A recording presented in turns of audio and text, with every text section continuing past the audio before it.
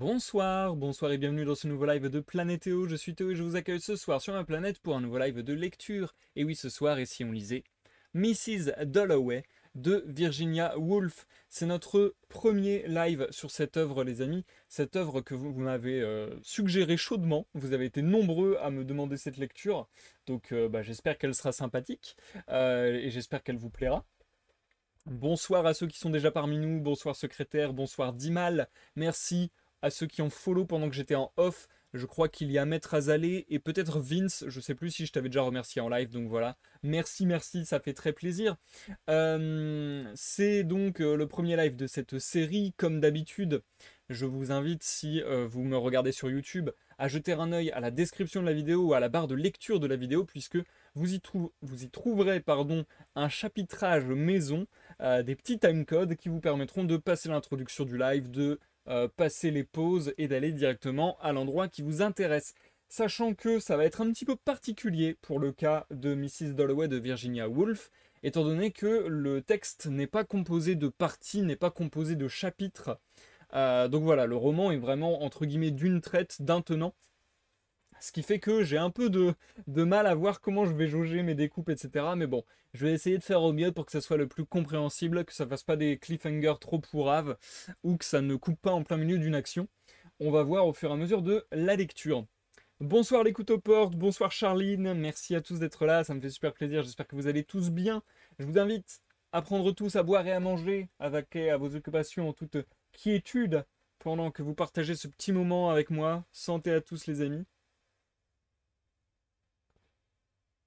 Et donc voilà, nous sommes mardi, une nouvelle semaine, une nouvelle lecture. Comme d'habitude, j'ai fait une pause par rapport à la lecture précédente. Voilà, entre deux lectures, je fais toujours une petite pause. Le temps pour moi de changer d'air. Problématique. Je devais commencer la lecture de ce soir la semaine passée. Mais en fait, je suis archi malade. Je pense que ça doit potentiellement s'entendre en plus. Je suis archi malade et en fait j'ai l'impression d'être archi malade en permanence ces temps-ci. Donc j'espère que ça va pas être trop compliqué, j'espère que ça va bien se passer. Euh, Plus des problèmes d'ordre personnel sur lesquels je n'épiloguerai pas en live. Mais du coup j'avais pas trop la forme. Et donc voilà, j'ai préféré reporter la lecture à aujourd'hui pour essayer de le faire dans les meilleures conditions possibles. Les meilleures conditions possibles ne sont clairement pas réunies, mais bon, je vais pas faire une pause de 3 mois avant de vous revenir, donc voilà, on va essayer de se donner un petit coup de pied au cul et on va essayer de s'y mettre. Euh, Comme je le disais, je sais pas du tout à quoi m'attendre avec cette lecture, surtout que c'est vous qui me l'avez conseillé et moi j'en avais jamais entendu parler auparavant, je ne connaissais pas du tout cette autrice. Ou auteur avec un E comme vous voulez. Donc je ne connaissais pas du tout Virginia Woolf, je ne sais pas du tout quel genre elle écrit. De ce que j'ai lu rapidement sur internet, mais bon, j'essaie de pas trop en apprendre non plus pour pas trop m'influencer sur ma lecture. C'est une auteure britannique du début du XXe siècle, en gros. D'ailleurs, Mrs. Dalloway, je crois, a été publiée en 1925, quelque chose comme ça. Et donc, apparemment, elle ferait partie de la littérature moderniste, je crois que c'était le terme employé. Et je ne crois pas avoir déjà lu d'œuvres de ce genre littéraire, si on peut dire. Enfin, en tout cas, de cette mouvance. Donc, voilà, j'ai pas trop. Enfin, j'allais dire, j'ai pas trop d'a priori. En vérité, j'en ai quand même quelques-uns. Je vais pas vous mytho, puisque malgré tout, avant les lives, je feuillette, je jette quelques yeux sur ces pages, afin de savoir un petit peu où je mets les pieds. Combien de temps ça va me prendre, comment ça va se présenter, est-ce que ça a l'air compliqué ou non à dire à l'oral, etc. En l'occurrence, le style de Virginia Woolf, en tout cas le style sur Mrs. Dalloway, pardon, a l'air très complexe. La narration a l'air vraiment particulière. Donc à la fois ça me hype parce que je me dis comment on va découvrir quelque chose d'assez singulier. Et à la fois ça me fait très très peur parce que je me dis que ça va être un gros gros challenge, un gros gros défi. Et qu'il va falloir que je sois très attentif pour faire une lecture agréable de cette œuvre. Donc voilà, ça va pas être une mince affaire, je vous préviens d'avance. J'espère malgré tout que ça sera compréhensible et agréable à vos oreilles, les amis. Et ce que je vous propose, c'est qu'on s'y mette sans plus tarder, puisque j'ai pas beaucoup plus de choses à vous dire, si ce n'est que j'ai terminé à... J'ai terminé, entre guillemets, à 100% d'écrire mon bouquin qui devrait paraître courant novembre. Sauf que j'ai terminé d'écrire. J'ai terminé d'écrire, de relire, de corriger. Maintenant, il y a de la mise en page, il y a la couverture, il y a des démarches. Donc voilà, on n'est pas encore au bout de nos peines. Je ne suis pas encore arrivé au bout du travail, loin de là. Mais sachez que là, je suis arrivé à quasiment 150 pages. Je pense que... donc j'ai pris des conseils auprès d'une amie et je te remercie grandement de m'avoir apporté ton aide puisqu'elle s'y connaissait un petit peu en mise en page. Et donc, suite à cette discussion sur la mise en page, j'ai estimé qu'il faudrait encore pas mal de travail, mais j'ai estimé surtout que à la fin des fins, le bouquin devrait faire entre 130 et 150 pages, je pense. Voili voilou. À chaque fois, je vous donne des estimations de pages, à chaque fois ça change, donc bon, ça n'a aucun sens, mais c'est pas très grave. Tu comptes le publier de quelle manière? En auto-édition, si on peut dire ça quelque part, secrétaire, puisque c'est par le biais de KDP. Donc, je sais plus c'est quoi, c'est Kindle, Nanana Publishing. En gros, c'est le système d'Amazon pour pouvoir publier ses propres textes. Voilà, voilà. Bien. Donc voilà, moi je continue à travailler sur ça dans l'ombre. Sachez que je vais essayer d'y travailler fort, fort, fort, dur, dur, dur, même si j'ai eu une grosse baisse de morale là ces jours-ci. Je vais essayer de m'y remettre fort et mon but, ma prévision, j'espère, je croise les doigts, mais bon, je vais essayer de tout faire pour, ça serait que ça sorte courant novembre. Allez, je vais pas m'abîmer la voix davantage à parler trop longtemps dans cette intro. Surtout que, comme d'habitude, lors d'une première lecture, je ne sais vraiment pas à quoi m'attendre. Donc ce que je vous propose, c'est que pour la première phase de lecture de ce soir, j'ai repéré dans le texte, 15 pages après le début de l'œuvre, un saut de ligne. Et j'ai vu qu'il y avait quelques sauts de ligne par-ci, par-là, mais vraiment ils sont très très rares. Donc voilà, on va profiter de ce saut de ligne pour dire que ce sera la fin de la première phase de lecture de ce soir. Donc je vais commencer par un bon gros bout, ça devrait prendre 20-30 minutes je pense. On va commencer avec 15 pages directement pour bien se mettre dedans. Et ensuite, selon le temps que j'ai mis à lire, on estimera un petit peu comment je vais continuer. Et puis aussi selon mon état de voix et la complexité de la lecture, parce que je vous avoue encore une fois que le style me fait un peu peur. Mais on va voir. On va voir si c'est une lecture qui nécessite... Par exemple là, c'est un détail peut-être, mais je trouve que c'est hyper important. Dans ma manière d'appréhender cette lecture, je me dis que vu qu'elle a l'air complexe dans son style purement, stylistiquement, eh bien, je vais certainement essayer de ralentir mon rythme par rapport à d'habitude, afin de bien saisir tout ce que je lis, de bien comprendre, parce que si je ne comprends pas ce que je lis, je ne peux pas vous faire une lecture de qualité. Donc voilà, il y a des petits trucs comme ça, il y a des petits détails comme ça, mais qui font que la lecture n'est pas toujours forcément aussi rapide, courte, etc., etc. Voilà, il y a vraiment des variantes selon les lives. Je sais pas pourquoi, sur mon overlay, tous vos pseudos s'affichent en orange. C'est un peu bizarre. Il me semble pas avoir vu autre chose que du orange aujourd'hui. Je sais pas s'il y a eu un bug ou quoi, bref. Faudrait que je regarde ça. D'ailleurs, j'ai pas regardé. Est-ce que sur Discord... Attendez, je regarde vite fait. Oui, sur Discord, c'est revenu. Ça met bien que je suis en train de streamer. Excellent. Le relinkage a fonctionné. Vous savez, avec le hack de Twitch, il y a plein de choses à remettre en place, c'est un peu complexe. Et du coup, bonsoir Ridrigalda. En effet, tu arrives pile avant que je ne commence, puisque je commence maintenant. Et coucou Yogs. Oh, ça faisait longtemps qu'on s'était croisés, je crois. Ton pseudo me parle, mais ça fait très longtemps qu'on ne s'est pas parlé, je pense. J'espère que vous allez bien. Merci de me rejoindre, ça fait plaisir. On est parti, les amis. On est parti. Je passe sur l'overlay lecture. Bonsoir Mirani, comment tu vas depuis tout à l'heure? Mirani, je le rappelle, qui est également streamer. Enfin, streamer. On s'entend, qui fait des streams. Comme moi, je me considère pas vraiment streamer, je fais des streams. Mais voilà. Et donc voilà. N'hésitez pas à aller jeter un œil chez l'ami Mirani. Bon, allez, bref, trêve de bavarderie, de bavardage, de bavardose. On est parti. Je stresse. Je stresse de ouf, vu que j'ai pas fait de live depuis pas mal de temps et que la lecture a l'air vraiment complexe. Je me mets dans un mood de stress assez intense là, je vous avoue. Allez, masque neutre, concentration maximale. On est y part. Bonne écoute à tous, que vous me regardiez sur Twitch, en live ou en rediffusion sur YouTube. Je vous reviens dans une vingtaine, trentaine de minutes pour faire une pause. Et bien entendu, pendant ma lecture, je ne m'interromps pas afin que ce soit un maximum fluide et compréhensible pour vous. A tout à l'heure. Mrs. Dalloway, écrit par Virginia Woolf. Mrs. Dalloway dit qu'elle se chargerait d'acheter les fleurs. Car Lucie avait bien assez de pain sur la planche. Il fallait sortir les portes de l'orgon. Les serveurs de Rumpelmeyer allaient arriver. Et quelle matinée, pensa Clarissa Dalloway. Toute fraîche. Un cadeau pour des enfants sur la plage. La bouffée de plaisir, le plongeon. C'est l'impression que cela lui avait toujours fait lorsque, avec un petit grincement des gonds qu'elle entendait encore, elle ouvrait d'un coup les portes-fenêtres à Bolton et plongeait dans l'air du dehors. Que l'air était frais, qu'il était calme, plus immobile qu'aujourd'hui, bien sûr, en début de matinée. Comme une vague qui claque, comme le baiser d'une vague, vif, piquant, mais en même temps, pour la jeune fille de 18 ans qu'elle était alors, solennel. Pour elle qui avait le sentiment, debout devant la porte-fenêtre grande ouverte, que quelque chose de terrible était sur le point de survenir.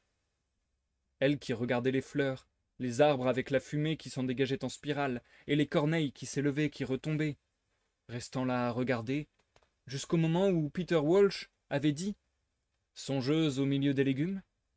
Était-ce bien cela? Ou n'était-ce pas plutôt « Je préfère les humains aux choux-fleurs » Il avait dû dire cela un matin au petit déjeuner, alors qu'elle était sortie sur la terrasse. Peter Walsh. Il allait rentrer des Indes, un jour ou l'autre, en juin ou en juillet. Elle ne savait plus exactement, car ses lettres étaient d'un ennuyeux. C'est ce qu'il disait qu'on retenait. Ses yeux, son couteau de poche, son sourire, son air bougon, et puis, alors que des milliers de choses avaient disparu à jamais, c'est tellement bizarre une phrase comme celle-ci à propos de choux. Elle se raidit un peu au bord du trottoir, laissant passer le camion de livraison de Durnhall. Une femme charmante se dit Scrop Purvis, qui la connaissait comme on connaît à Westminster les gens qui habitent la maison d'à côté. Elle avait quelque chose d'un oiseau, un jet bleu-vert, avec une légèreté, une vivacité, bien qu'elle ait plus de 50 ans, et qu'elle ait beaucoup blanchi depuis sa maladie. Elle était là, perchée, sans le voir, très droite, attendant de traverser. Car lorsqu'on habite Westminster, depuis combien de temps en somme plus de 20 ans, même au milieu de la circulation ou lorsqu'on se réveille la nuit, on ressent, Clarissa en avait l'intime conviction, une certaine qualité de silence, quelque chose de solennel, comme un indéfinissable suspense, mais c'était peut-être son cœur dont on disait qu'il avait souffert de la grippe espagnole juste avant que ne sonne Big Ben. Et voilà, cela retentit. D'abord un avertissement musical, puis l'heure, irrévocable. Les cercles de plomb se dissolvaient dans l'air. Que nous sommes bêtes, se dit-elle en traversant Victoria Street. Dieu seul sait la raison pour laquelle nous l'aimons tant, et cette manière que nous avons de la voir, de la construire autour de nous, de la bousculer, de la recréer à chaque instant. Et les mégères informes, les rebuts de l'humanité, assis sur le pas des portes, l'alcool ayant causé leur perte, en font autant. On ne peut pas régler leur sort par de simples décrets ou règlements, précisément pour cette raison. Ils aiment la vie. Dans les yeux des gens, dans leur démarche chaloupée, martelée ou traînante, dans le tumulte et le vacarme, les attelages, les automobiles, les omnibus, les camions, les hommes sandwich qui se frayent un chemin en tanguant, les fanfares, les orgues de barbarie, dans le triomphe et la petite musique, et le drôle de bourdonnement là-haut d'un avion, dans tout cela se trouvait ce qu'elle aimait, la vie, Londres, ce moment de juin. Car c'était la mi-juin. La guerre était finie, sauf pour quelqu'un comme Mrs. Foxcroft, qui, hier soir à l'ambassade, se rongeait les sangs parce que ce gentil garçon s'était fait tuer, et maintenant le vieux Manor House allait revenir à un cousin. Ou encore pour Lady Bexborough, qui, paraît-il, avait ouvert une vente de charité en tenant à la main le télégramme. John, son préféré, tué. Mais c'était fini, Dieu soit loué, terminé. On était en juin. Le roi et la reine étaient à Buckingham. Et partout, bien qu'il fût encore si tôt, il y avait un martèlement feutré de poneys au galop, le claquement des battes de cricket. Lords, Ascot, Ranelagh, tous ces endroits, enveloppés dans les douces mailles de l'air gris bleuté du matin qui, la journée avançant, allaient desserrer leur étreinte et poser sur leurs pelouses et leurs terrains les poneys bondissants qui, frappant à peine le sol de leurs sabots, aussitôt s'élançaient. Les jeunes gens virevoltants et les jeunes filles rieuses dans leurs mousselines transparentes qui, de si bon matin, après avoir dansé toute la nuit, promenaient leurs ridicules chiens frisés. De si bon matin, des douairières furtives filaient dans leurs automobiles pour de mystérieuses équipées. Les commerçants arrangeaient dans leurs vitrines strass et diamants, et de jolies broches anciennes verre d'eau, avec leurs montures au 18e, faites pour tenter les clients américains. Mais il faut se montrer économe, ne pas acheter à tort et à travers pour Élisabeth. Et elle également, elle qui aimait tout cela d'une passion absurde et fidèle, celle qui appartenait à ce monde, elle dont les ancêtres fréquentaient la cour déjà sous la dynastie des Georges, elle aussi ce soir même allait briller de tous ses feux, donner sa réception. Mais que c'était étrange, en entrant dans le parc, le silence, la brume, le bourdonnement, les canards bienheureux qui nageaient lentement, les oiseaux à jabots qui se dandinaient, et tiens, justement qui s'approchaient, tournant le dos au ministère, comme toujours là où il fallait, portant une serviette aux armes royales. Nul autre que Hugh Whitebread, son vieil ami Hugh, l'admirable Hugh. J'ai l'honneur de vous saluer, Clarissa, dit-il, ce qui était assez pompeux de la part de quelqu'un qui la connaissait depuis qu'ils étaient enfants. Où allez-vous de ce pas? J'adore marcher dans Londres, dit Mrs. Dalloway. C'est plus agréable, en fait, que de marcher à la campagne. Il venait d'arriver à Londres, malheureusement pour voir des médecins. D'habitude, on venait à Londres pour voir des tableaux, pour aller à l'opéra, pour sortir ses filles. Les Whitebread venaient voir des médecins. Que de fois Clarissa était allée voir Evelyn Whitbread à la clinique. Est-ce qu'Evelyn était à nouveau malade? Evelyn était un peu souffrante, dit Hugh, indiquant par une sorte de moue, de mimique de son corps bien pris, bien mis, viril, tiré à 4 épingles. Il était en toutes occasions presque trop bien habillé, mais c'était sans doute obligatoire avec le petit poste qu'il occupait à la cour. Que sa femme souffrait de quelque affection interne, rien de grave, que Clarissa Dalloway, en tant que vieille amie, saurait identifier sans qu'il ait à préciser les choses. Mais oui, bien sûr, comme c'était contrariant. Elle compatissait de tout cœur, et en même temps elle éprouvait un vague malaise à cause du chapeau qu'elle portait. Pas le bon chapeau pour sortir le matin, c'est ça? Car aux côtés de Hugh, qui continuait à s'empresser, soulevant son chapeau avec un rien de grandiloquence, l'assurant qu'elle n'avait pas changé depuis ses 18 ans, et que oui, bien sûr, il viendrait à sa soirée, Evelyn y tenait absolument. Seulement il serait peut-être un peu en retard après la réception à Buckingham, où il devait emmener l'un des fils de Jim. Oui, aux côtés de Hugh, elle se sentait toujours un peu étriquée, un peu pensionnaire. Mais elle l'aimait bien, en partie, parce qu'elle le connaissait depuis toujours. De toute façon, elle le considérait comme un brave garçon, même si Richard ne le supportait pas. Quant à Peter, il n'avait jamais pardonné à Clarissa jusqu'à aujourd'hui d'avoir de l'amitié pour lui. Elle se rappelait les innombrables scènes à Barton. Peter furieux. Pardon. Peter. Peter furieux. Hugh, bien sûr, ne lui arrivait pas à la cheville. Mais ce n'était tout de même pas l'imbécile pour lequel Peter voulait le faire passer, pas une simple tête à perruque. Quand sa vieille mère lui demandait de renoncer à la chasse ou bien de l'accompagner à Bath, il le faisait sans broncher. En vérité, il n'y avait pas une once d'égoïsme en lui. Et pour ce qui est d'affirmer, comme Peter, qu'il n'avait ni cœur ni cervelle, qu'il n'avait en tout et pour tout que les manières et l'éducation d'un gentleman anglais, ça c'était son cher Peter sous son pire jour. Peter pouvait être insupportable, il pouvait être impossible, mais quel adorable compagnon de promenade c'eût été par un jour comme aujourd'hui. Juin avait fait sortir toutes les feuilles sur les branches. Les mères de Pimlico donnaient le sein à leur progéniture. Ils se transmettaient des messages entre la flotte et l'amirauté. Arlington Street et Piccadilly semblaient brasser l'air même du parc et soulever ses feuilles avec chaleur, avec éclat, sur les ondes de cette vitalité divine que Clarissa aimait tant. Danser, monter à cheval, comme elle avait aimé tout cela. Car ils pouvaient bien se trouver séparés, Peter et elle, pendant des centaines d'années. Elle n'écrivait jamais, et ses lettres à lui étaient mortelles, mais cela pouvait lui tomber dessus tout d'un coup. S'il était avec moi, là, en ce moment, qu'est-ce qu'il dirait? Tel moment, tel spectacle le faisait surgir devant elle, sans trace de la vieille amertume. C'était peut-être cela, la récompense d'avoir aimé les gens. Par une belle matinée au beau milieu de St. James Park, il ressurgissait. Si, vraiment. Mais si belle que soit la journée, et les arbres, et l'herbe, et la petite fille en rose, Peter ne voyait jamais rien de tout cela. Si elle le lui signalait, alors, il mettait ses lunettes, il regardait. Ce qui l'intéressait, c'était la situation mondiale, Wagner, la poésie de Pope, et puis, éternellement, le caractère des gens et les défauts de son âme à elle. Comme il lui faisait des reproches, comme il se disputait. Elle épouserait un premier ministre et se tiendrait debout en haut de l'escalier. La parfaite hôtesse, avait-il dit d'elle. Elle en avait pleuré dans sa chambre. Oui, disait-il, elle avait tout ce qu'il fallait pour être l'hôtesse parfaite. Et voilà qu'elle se retrouvait à St. James Park, à poursuivre la dispute, à se redire qu'elle avait eu raison, 1000 fois raison, de ne pas l'épouser. Car dans le mariage, il faut qu'il y ait un peu de liberté, un peu d'indépendance entre des gens qui vivent sous le même toit jour après jour. Cela, Richard le lui donnait, et réciproquement. Là, par exemple, ce matin, où était-il? À une commission quelconque, elle n'avait pas eu l'idée de le lui demander. Mais avec Peter, il fallait tout partager. Il fallait discuter de tout. C'était insupportable. Et quand c'en était venu à la fameuse scène, dans le petit jardin près de la fontaine, elle avait dû rompre. Sinon, elle en était certaine, ils auraient été détruits tous les deux, brisés.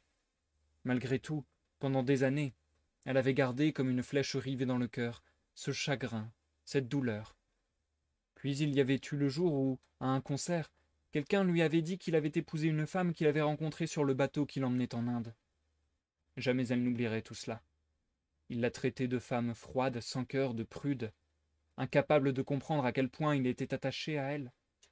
En Inde, les femmes comprenaient mieux sans doute ces jolies idiotes, des écervelées.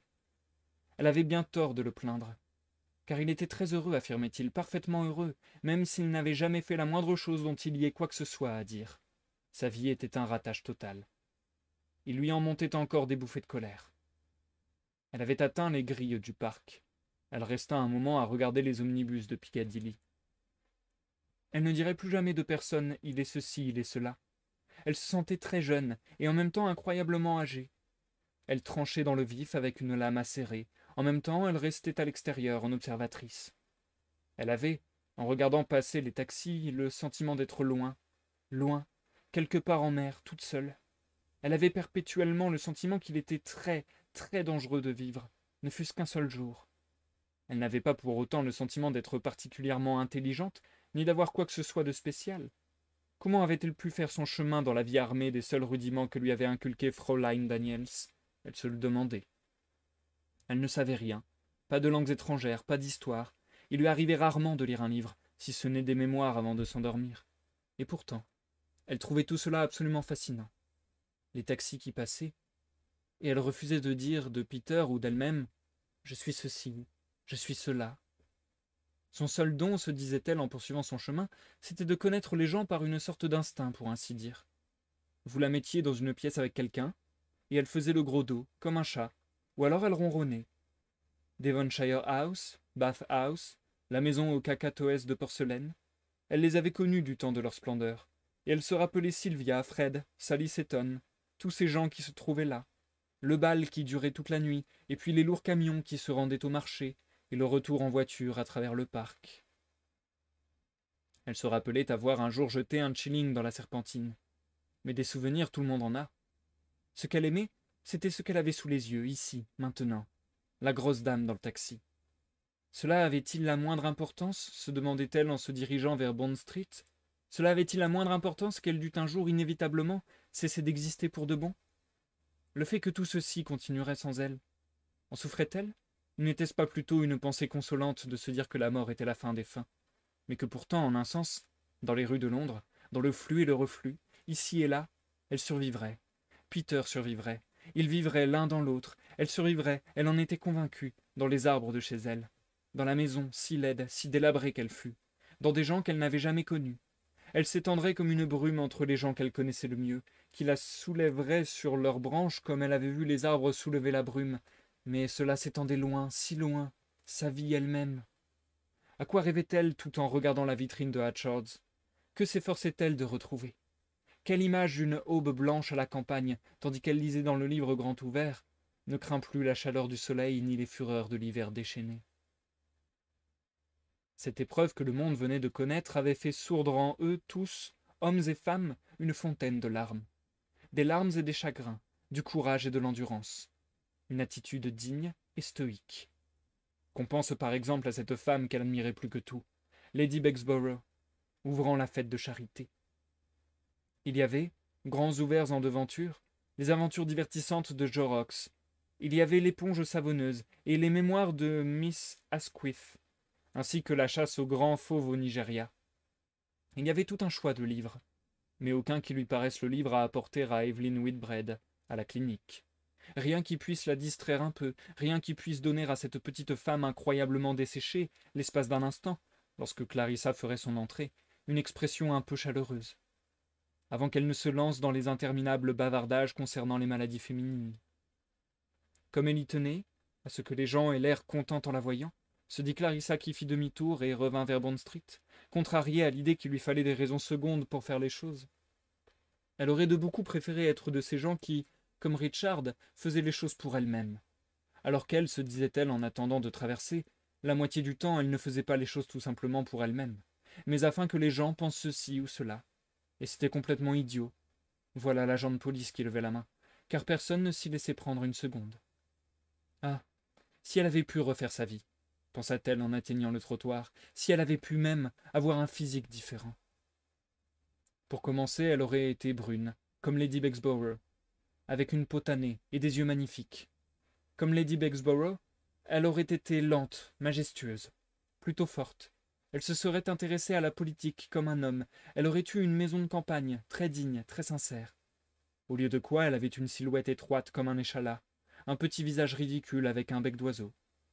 Elle avait un bon maintien, c'est vrai, et elle avait de jolies mains et de jolis pieds, et elle était plutôt élégante, si l'on tient compte du fait qu'elle dépensait peu. Mais souvent, ce corps qu'elle habitait, elle s'arrêta pour regarder un tableau hollandais, ce corps, malgré tout ce qu'il savait faire, lui paraissait inexistant, totalement inexistant. Elle avait le sentiment fort bizarre d'être invisible, pas vue, pas connue. Le problème n'était plus maintenant de se marier, d'avoir des enfants. On était là à avancer dans Bond Street, au milieu des passants en une étonnante procession assez solennelle, et on était Mrs. Dalloway, même plus Clarissa, non, on était Mrs. Richard Dalloway. Bond Street la fascinait. Bond Street, en cette saison, tôt le matin. Ses drapeaux au vent, ses boutiques. Pas de tape à l'œil, pas de clinquant. Un rouleau de tweed là où son père avait acheté ses costumes pendant 50 ans. Quelques perles, un saumon sur un bloc de glace. Et c'est tout, dit-elle, en regardant la poissonnerie. Et c'est tout, répéta-t-elle, en s'arrêtant un instant devant la vitrine d'une boutique de gants où, avant la guerre, on pouvait acheter des gants quasi parfaits. Son vieil oncle William avait coutume de dire qu'on reconnaît une vraie dame à ses chaussures et à ses gants. Un matin, au milieu de la guerre, il s'était retourné dans son lit. Il avait dit « Maintenant, ça suffit !» Les gants et les chaussures. Elle avait une passion pour les gants, mais sa fille Élisabeth s'en fichait complètement, des gants aussi bien que des chaussures. S'en ficher, pensa-t-elle en remontant Bond Street, jusqu'à un magasin où on lui réservait des fleurs lorsqu'elle donnait une réception. Élisabeth, ce qui comptait le plus pour elle, c'était son chien. Ce matin, toute la maison sentait le goudron. Mieux valait, malgré tout, le pauvre Grisol que Miss Killman. Mieux valait la maladie des jeunes chiens, le goudron et tout ce qui s'ensuit, que de rester enfermée dans une chambre sans air, avec un livre de prière. Mieux valait n'importe quoi, était-elle tentée de dire. Mais ce n'était peut-être qu'une des phases, comme disait Richard, par lesquelles passent toutes les jeunes filles. Ça pouvait consister à tomber amoureuse. Mais pourquoi de Miss Killman? Oui, bien sûr, elle avait eu une vie difficile. Il fallait en tenir compte, et Richard disait qu'elle était très capable, qu'elle avait de réelles qualités d'historienne. Quoi qu'il en soit, elles étaient inséparables, et Élisabeth, sa propre fille, communiait. Quant à sa façon de s'habiller ou de traiter les invités venus déjeuner, ça lui était complètement égal, car d'après sa propre expérience, l'extase religieuse rendait les gens de bois, tout comme les grandes causes, émoussait leur sensibilité. Miss Killman aurait fait n'importe quoi pour les Russes, elle se privait de nourriture pour les Autrichiens, mais elle torturait son entourage avec une totale indifférence à toujours porter son mackintosh vert. D'une année sur l'autre, elle portait cet imperméable, elle transpirait. Elle ne restait jamais 5 minutes dans une pièce sans vous faire sentir sa supériorité et votre infériorité. Comme elle était pauvre, comme vous étiez riche. Comment elle avait vécu dans un taudis sans coussin, ni lit, ni tapis, ni quoi que ce soit, l'âme rouillée par ce tort qu'elle avait subi, le fait d'avoir été mise à la porte de son école pendant la guerre. Pauvre créature amère, victime d'un triste sort. Car ce qu'on détestait, ce n'était pas tant sa personne que l'idée qu'on s'en faisait. Une idée où se retrouvaient de nombreux éléments extérieurs à Miss Killman, qui était devenu l'un de ces fantômes contre lesquels on se bat la nuit, l'un de ces fantômes qui nous chevauchent et nous sucent le sang, dominateurs et tyranniques. Car sans l'ombre d'un doute, il aurait suffi que les dés soient jetés autrement, le noir au-dessus au lieu du blanc, pour qu'elle aime Miss Killman. Mais là, pas question. Pourtant, cela l'irritait, de sentir remuer en elle ce monstre brutal, d'entendre les brindilles qui craquaient et de sentir les sabots bien plantés dans les profondeurs de cette forêt encombrée de feuilles, l'âme. De ne jamais connaître le contentement, ni la sécurité, car à tout moment le monstre pouvait se réveiller, cette haine qui, surtout depuis sa maladie, avait le pouvoir de la hérisser, de lui faire mal jusqu'à la moelle, de lui infliger une douleur physique, de faire que tout le plaisir qu'elle pouvait prendre à la beauté, à l'amitié, au simple bien-être, au sentiment d'être aimée, et d'avoir sa maison accueillante, lui de faire que tout cela pouvait vaciller, trembler, et ployer comme si en vérité il s'agissait bien d'un monstre qui fuissait au milieu des racines, comme si toute la panoplie du contentement n'était que du narcissisme. Cette haine, c'est ridicule, ridicule, s'écria-t-elle in petto en poussant la porte battante de Mulberry, le fleuriste. Elle s'avançait, légère, grande, très droite, et fut aussitôt accueillie par Miss Pym, au visage petit et rond, dont les mains étaient toujours rouges vifs, comme si elles avaient trempé dans l'eau froide avec les fleurs. Des fleurs il y en avait, des delphiniums, des pois de senteur, des branches entières de lilas, et des œillets, des brassées d'œillets. Il y avait des roses, il y avait des iris. Oh oui, et elle inhalait la douce odeur de jardin mêlée de terre, tout en restant à parler avec Miss Pym qui se devait de l'aider, et qui appréciait sa bonté, car elle avait montré de la bonté jadis. Beaucoup de bonté, mais elle faisait plus vieux cette année. À la regarder tourner la tête de ci de là au milieu des iris et des roses et des lilas qui se balançaient, les yeux mi-clos, humants, après le tumulte de la rue, les odeurs délicieuses, la fraîcheur exquise. Puis elle ouvrit les yeux. Qu'elles étaient fraîches les roses, comme du linge tuyauté tout propre, rentrant de la blanchisserie dans des corbeilles d'osier, et sombres et soignés les œillets rouges qui redressaient la tête, et tous les pois de senteur s'étalant dans leurs vases veinés de violet d'un blanc de neige pâle, comme si c'était le soir, et que des jeunes filles en robe de mousseline étaient venues cueillir les pois de senteur et les roses à la fin de la superbe journée d'été, avec son ciel bleu nuit, ses delphiniums, ses œillets, ses arômes. Que c'était le moment où toutes les fleurs, les roses, les œillets, les iris, les lilas, luisent d'un doux éclat, où chaque fleur semble brûler de ses propres feux, avec douceur, avec pureté, au milieu des massifs embrumés. Et comme elle aimait les papillons de nuit, gris pâles qui tourbillonnaient en tous sens au-dessus de l'héliotrope, au-dessus des primes verts du soir. Et tout en allant avec Miss Pym d'un vase à l'autre, faisant son choix, ridicule, ridicule, se disait-elle, avec de moins en moins de véhémence, comme si cette beauté, cet air qui sentait bon, ces couleurs, et la sympathie, la confiance de Miss Pym, tout cela était une vague par laquelle elle se laissait envelopper, et qui venait submerger cette haine, ce monstre, tout submergé, et la vague la soulevait lorsque, oh, une détonation, là dehors, dans la rue. Oh mon Dieu, ces automobiles, dit Miss Pym, s'approchant de la vitrine pour regarder, et revenant avec un sourire d'excuse, les mains pleines de pois de senteur, comme si c'était de sa faute à elle, ces automobiles, ces pneus d'automobile.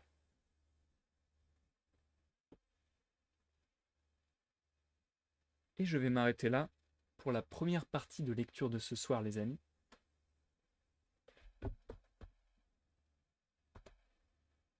Nous marquons une courte pause.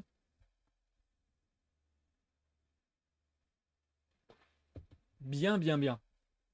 Donc je suis arrivé à l'endroit que je vous avais décrit plus tôt, à l'endroit où il y a un saut de ligne. Donc ça me semble être un bon endroit pour faire une découpe. Par contre, les prochaines découpes, je ne sais pas du tout où je vais pouvoir les faire. C'était très particulier, je trouve. C'était très particulier. Il y a une ambiance vraiment étrange. Euh, je trouve que le style est ultra singulier, j'aime beaucoup. Hmm. En fait, j'ai du mal. Comment dire, c'est bizarre ce que je dis, mais on se rend compte aussi, je trouve, de ce qu'on pense vraiment et de ce qu'on ressent lorsqu'on dialogue, lorsqu'on parle. Et en fait, de parler, ça m'organise un peu la pensée et ça me révèle un peu moi-même ce que je pense au final. Donc ouais, je pense vraiment que je suis dans cet entre-deux-là.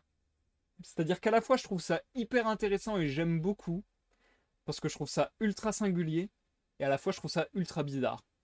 Euh, j'ai du mal, et à la fois, je trouve ça tellement cool. En fait, je pense... Hmm, comment dire? Je pense que j'aime beaucoup la narration. En fait, je pense que j'apprécie le travail de Virginia Woolf, du coup. Je pense que c'est ça. Je pense que j'apprécie le travail d'écriture de Virginia Woolf en cela que je me dis que c'est un exercice de malade ce qu'elle a réussi à faire. Je me dis que d'écrire comme elle a écrit, c'est vraiment compliqué. C'est vraiment très difficile. Et du coup, je pense que c'est ça que j'apprécie beaucoup, d'un côté. Peut-être quelque chose comme ça, plus de l'ordre de l'admiratif. Enfin, surtout que, bah voilà, je vous en ai déjà parlé, mais moi-même, j'écris. Et du coup, voilà, de voir comment font les autres, entre guillemets, ça m'intéresse toujours. Donc là, il y a un peu un truc de, ah ok, je vois ce qu'elle a voulu faire, je vois ce qu'elle a fait. Et je trouve qu'elle l'a bien fait, mais je trouve que c'est un travail dément. Je trouve que c'est très complexe d'écrire de la façon dont elle le fait. Et du coup, ça, je kiffe grave parce que je me dis, elle est dans un délire chelou, mais elle est allée au bout et elle a réussi à en faire ce qu'elle voulait, quoi. Donc ça, je pense que je suis assez admiratif et que ça me plaît assez. Je pense aussi que ça m'a relativement plu dans l'ambiance et dans ce que ça racontait, parce que il y a quelque chose comme ça de l'ordre de l'intime, je trouve. En fait, on est vraiment dans les pensées les plus intimes du narrateur, j'ai l'impression. Et en même temps, c'est difficile de savoir si c'est un narrateur omniscient, si c'est un narrateur interne, externe. Enfin, parce qu'il y a des phrases qui laissent entendre différentes choses. Donc voilà, on est dans un espèce de flou artistique comme ça, euh, qui est pas forcément désagréable, qui est plutôt poétique, je trouve, qui crée plutôt quelque chose de poétique. Je dirais peut-être, alors vraiment, enfin vraiment, c'est très éloigné, mais je dirais que peut-être dans ce qu'on a déjà lu en live, ça me ferait vaguement penser à Bruno Schulz. Sachant que Bruno Schulz, j'avais trouvé ça extrêmement poétique et j'avais adoré. Donc, ouais, pour le moment, je suis très curieux en fait, je pense. Pour le moment, j'en ai pas eu encore assez pour me faire un avis définitif. Et je suis très curieux de voir la suite. Je suis très très curieux de voir la suite. Euh, En fait, je me demande si c'est une déambulation comme ça dans ses pensées, enfin dans les pensées intimes du narrateur quelque part, je sais pas. Et aussi des personnages. Enfin, c'est très bizarre en fait la manière dont c'est présenté. Mais si c'est une espèce d'errance comme ça, de déambulation enchantée pendant tout le texte, si c'est aussi réussi tout du long et que ça réussit à me plaire autant tout du long, tant mieux. Et je trouve que c'est incroyable. Mais justement, c'est ce qui me fait peur, de me dire que peut-être à un moment on va commencer à s'ennuyer. Faut voir. C'est justement le truc qui me fait à la fois kiffer et à la fois peur en fait. Je me dis que c'est super réussi, que c'est vachement dur de faire ce qu'elle a fait et que c'est très réussi, mais est-ce que ça va réussir à me tenir en haleine sur tout un roman ou est-ce qu'au bout d'un moment je vais être en mode ouais bon ok j'en ai rien à foutre, il se passe rien, il n'y a pas d'histoire, ça m'énerve. Je suis voilà, je suis curieux et j'espère que je vais être embarqué comme ça jusqu'au bout, mais c'est vrai que c'est vraiment singulier. Idrialda qui nous dit c'est elle qui a inventé le courant de conscience, non? Souvenir de fac d'anglais, ça me rappelle Ulysse de Joyce. Alors, apparemment, beaucoup des gens qui m'ont suggéré cette œuvre ou qui ont entendu que j'allais lire cette œuvre, m'ont dit que c'était un gros classique des études d'anglais, en effet. Moi, je connaissais pas du tout Virginia Woolf, donc je suis pas du tout au courant. Même si il me semble que lorsque j'ai cherché Virginia Woolf sur Google, le terme courant de conscience, il me semble que je l'ai vu passer. Donc ouais, j'imagine que ce terme de courant de conscience, c'est justement ce concept de narrateur fluctuant, entre guillemets, de narrateur justement qui est comme une conscience dans une rivière, un truc un peu comme ça qui se balade. Euh, Secrétaire William James qui a théorisé le courant de conscience d'après Wikipédia. Merci pour le complément d'information. L'écoute aux portes qui nous dit que Virginia Woolf a lu l'Ulysse de Joyce avant d'écrire La promenade au phare, je crois. Ok, ok. Et moi, je l'ai eu en anglais en études de lettres, on avait dû lire un extrait. Ok. Et bien, comme quoi, c'est vraiment un truc qui manquait à ma culture, puisque non seulement je l'avais jamais consommé, mais en plus, j'en avais jamais entendu parler. Donc, ouais, ça dépend vraiment de notre parcours, hein. Mais moi, j'ai aucun prof qui m'en a jamais parlé, donc c'est une vraie découverte. Et je trouve ça vraiment cool. Je me demande d'ailleurs si ce n'est pas, alors là, de mes vagues connaissances, parce que je m'y connais pas beaucoup à vrai dire, mais je me demande aussi si ce n'est pas ce concept de courant de conscience un petit peu le on va dire la technique qui est au centre de la littérature moderniste. Il me semble. Je crois que c'est ça justement le concept de la littérature moderniste. C'est entre guillemets d'avoir un narrateur comme on a là. Je sais même pas le décrire précisément, c'est hyper compliqué à conceptualiser précisément, je trouve. Euh, C'est un régal de t'entendre relire ce récit, en tout cas je ne me lasse pas de Wolf de mon côté. Ah bah merci les cotoportes, ça fait plaisir. Bah je crois que c'est toi la première à me l'avoir conseillé, donc merci à toi. Mais ouais, c'est assez spécial, hein. C'est assez spécial, mais j'aime bien. J'attends de voir plus en avant si je vais continuer à tenir, mais pour le moment ça va. Et en fait c'est marrant parce que ce concept, euh, en fait pour moi je le vois vraiment comme le narrateur qui nous restitue toutes ses pensées. Et ce concept de narrateur qui restitue toutes ses pensées, c'est marrant parce que c'est un truc qui a été un petit peu l'un de mes fantasmes d'écriture et que j'ai voulu faire dans certains de mes textes, et que je veux encore faire dans certains de mes textes d'ailleurs. Notamment mon roman La paix sur Terre, qui est disponible sur Wattpad pour ceux qui voudraient le lire. Mais du coup, oui, c'est un peu ce que j'ai voulu faire dans La paix sur Terre, justement, ce concept de narrateur qui au final, comment dire, bah, en fait, comme si on lisait le flot de pensée de quelqu'un, comme si on était complètement à la place de l'esprit de quelqu'un, comme si on était complètement dans la tête de quelqu'un. C'est un espèce de fantasme que j'ai voulu réaliser dans pas mal de textes, et j'ai l'impression que le processus se rapproche un petit peu de ça du coup. Donc c'est marrant. Je savais pas que ça existait. Alors bien sûr, forcément que ça existe, il y a tellement de gens qui écrivent et ainsi de suite, mais je savais pas que ça avait été conceptualisé, régi par des règles plus ou moins, etc. Donc c'est intéressant. Et c'est un exercice que je trouve vraiment complexe, vraiment vraiment compliqué, parce qu'en fait, il peut très vite perdre.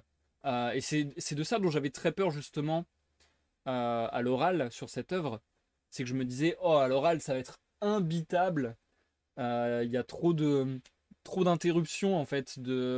En fait, c'est ça, il y a vraiment le flot de la pensée, le flux de la pensée qui se fait interrompre constamment par les événements ou même par des réflexions internes. C'est-à-dire que autant on se fait interrompre par des choses qui arrivent, c'est pour ça que des fois en plein milieu de la phrase, on nous dit ah tiens, il y a un tel, ah tiens, il se passe ça dans la rue. Donc ça part vraiment dans tous les sens quelque part, que des perturbations internes en mode ah mince, c'était quoi déjà? Ah oui, ça me fait penser à ça. Donc ouais, c'est vraiment pour moi essayer de mimer cette espèce de voix qu'on a dans la tête quelque part. Euh, D'ailleurs, ce qui est drôle, puisque il me semble, il y avait un truc, ça c'était à la mode il y a pas longtemps. Il y avait un délire comme quoi 50% de la population disait ne pas avoir de voix dans la tête, justement. ou un truc comme ça. Donc c'est marrant. Bon, bref. Bonsoir Mathieu, comment tu vas? Ça fait longtemps. On en entend parler quand on s'intéresse au féminisme, c'est une figure qui revient, Virginia Woolf. Ok, ok. Je ne savais point du tout. Ouais, non, franchement, pour moi, c'est une totale découverte. Pour le moment, qui s'avère plutôt agréable. J'ai hâte de voir, j'ai hâte de voir. Et bien, du coup, Mathieu, coup-ci, coup-ça, pour être tout à fait franc, hein, voilà. Je n'aime pas répondre oui quand on me demande ça. Je n'aime pas répondre systématiquement. Je n'aime pas répondre systématiquement oui quand on me demande si ça va, puisque j'aime juste être honnête en fait. Donc coup-ci, coup-ça, mais je n'épiloguerai pas là-dessus parce que c'est de l'ordre de la vie privée, les amis. Voili voilou. Secrétaire, ça me rappelle ce qu'a dit un philosophe dans son journal qu'il a tenu pendant une grosse partie de sa vie. Je ne sais plus du tout qui c'est, et au bout ça a donné 6 volumes si je ne me trompe pas, mais dedans il explique son désarroi par rapport au fait malgré tout ce que nous pouvons écrire, nous n'arriverons jamais à exprimer toutes nos pensées. Oui, je suis assez d'accord avec ça, secrétaire aussi. Je pense aussi que, en tout cas, moi, comme je le disais, j'avais un peu ce fantasme-là. Et je pense en effet que c'est un peu une quête vaine. Enfin, vaine. Pas forcément vaine, mais en tout cas une quête sans fin, quoi. Une quête sans fin, parce que clairement, rédiger le flot des pensées, c'est impossible. C'est impossible. En fait, on est vraiment capable, enfin, je sais pas comment vous percevez la chose, encore une fois, peut-être qu'on n'est pas tous pareils, justement. Comme je le disais, à ce qui paraît, il y a 50% de la population qui ne considère pas avoir de voix dans la tête. Mais moi, j'ai l'impression que mes pensées fonctionnent de cette manière-là, d'avoir une voix dans la tête, voire d'avoir plusieurs voix dans la tête, et du coup, qu'elles soient plusieurs à parler en même temps, entre guillemets, quoi. Donc du coup, réussir à retranscrire ça, c'est d'une complexité sans nom, pour que ça ne soit pas justement une sorte de fourbi incroyable, incompréhensible. Parfois difficile de décrire des émotions, des sentiments, c'est propre à chacun. Ouais, carrément, Charline. Ben, c'est ça en fait, c'est ça aussi le truc, c'est que on vit tellement. En fait, on a tous une expérience complètement personnelle de la vie en fait. On a nos propres repères, on a nos propres. Enfin, comment dire? Genre, si je vous dis que j'ai chaud quand il fait autant de degrés, eh bien, 40% des gens me diront ah ouais, non, moi je trouve qu'il fait froid. Et puis un autre pourcentage me dira ah ouais, non, moi je suis d'accord avec toi. Et un autre pourcentage me dira ah ouais, non, c'est horrible, fait trop chaud. Enfin, ouais. Mon exemple était pourrave, mais vous comprenez ce que je veux dire. Euh, de la même manière qu'on a tous nos propres corps, nos propres perceptions, nos propres capteurs sensoriels et ainsi de suite, bah, on a aussi nos propres capteurs sensoriels, si je peux dire, de la pensée ou enfin, de l'émotion, etc. Enfin, je sais pas comment parler de tout ça parce que c'est des concepts vachement flous. Mais ouais, il y a un truc comme ça. En fait, on vit tous une expérience hyper singulière et hyper personnelle de la vie. Et du coup, c'est pas facile de mener une écriture comme le fait Virginia Woolf, je trouve. Mais c'est hyper intéressant. Je trouve ça hyper intéressant. Ça nous met dans un mood et dans une ambiance très particulière.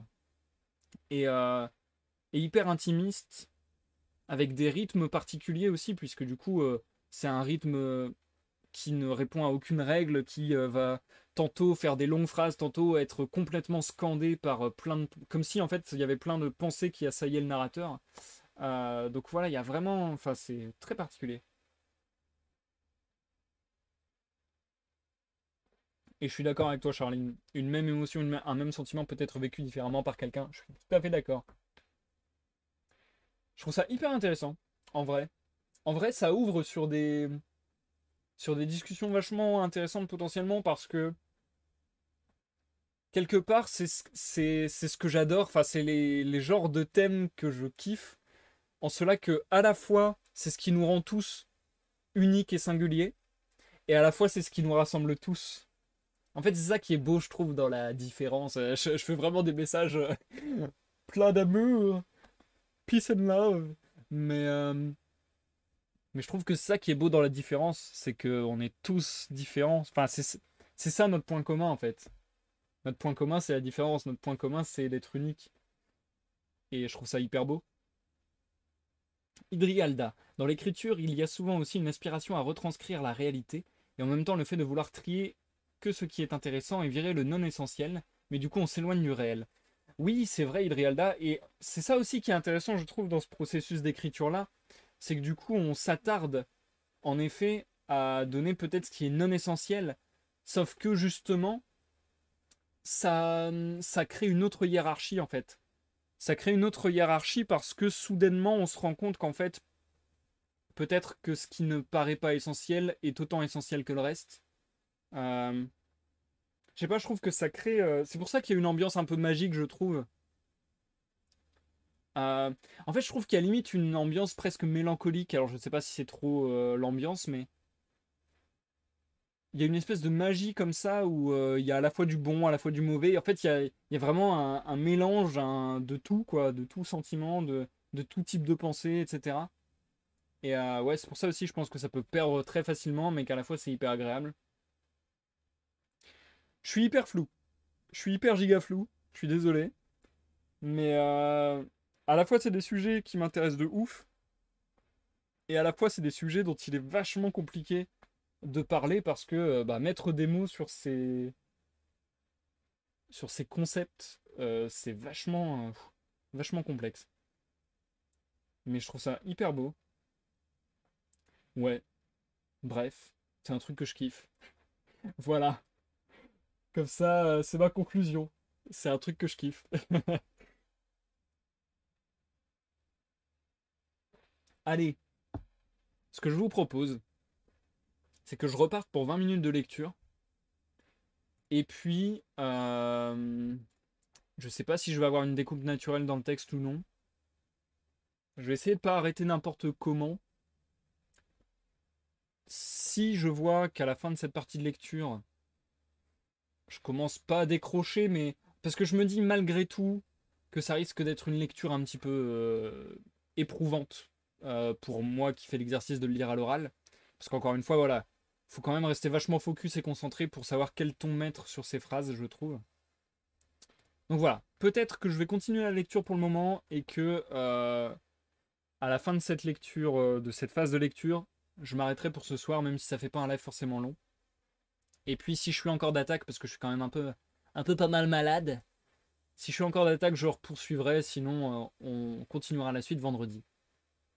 Allez, trêve de bavardage, parce que je me perds, je me perds, je me perds. Du coup, faut que je continue jusqu'à ce qu'on soit à peu près 1h20 de live. Ok, ok. Ok, ok, c'est bon, je suis chaud. Je vous souhaite encore une bonne écoute, que vous soyez sur le live Twitch ou en rediffusion sur YouTube. Et je vous dis à tout à l'heure pour la pause. Mrs. Dalloway, suite. La violente explosion qui avait fait sursauter Miss Dalloway et qui avait conduit Miss Pym... Je vais le refaire. Mrs. Dalloway, suite. La violente explosion qui avait fait sursauter Mrs. Dalloway et qui avait conduit Miss Pym à s'approcher de la vitrine et à s'excuser, provenait d'une automobile qui s'était rangée le long du trottoir juste en face de la vitrine de Mulberry's. Les passants, qui, bien entendu, s'étaient arrêtés pour regarder, avaient juste eu le temps d'apercevoir un visage de la plus haute importance se détachant sur le capitonnage gris perle avant qu'une main d'homme n'abaisse le store, ne laissant plus voir qu'un carré gris perle.